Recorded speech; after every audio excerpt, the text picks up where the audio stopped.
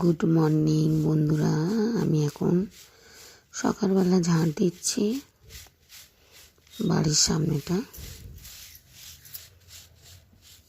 ঝাঁট দিয়ে আমি গাছে জল দেব, পাম্প চালাতে যাব। বন্ধুরা দেখুন, আমি ঘরের সামনেটা ঝাঁট দিয়ে ফেললাম, দিয়ে এখন বাগানের ভেতরটা একটু ঝাঁট দিয়ে এলাম। খানিকটা মাটি আছে সাইড সাইডে, পাতা পড়ে তো পাতাগুলোকে পরিষ্কার করে ঝাঁট দিয়ে দিতে হয়। দেখুন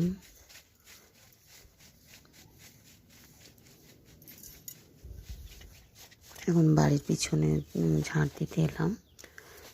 বাড়ির পিছনে অনেক গাছ আছে, ওইখানেও বাচ্চারা অনেক নোংরা টোংরা ফেলে, মানে খাবারের প্যাকেট ওই ঝাঁট দিয়ে গেলাম।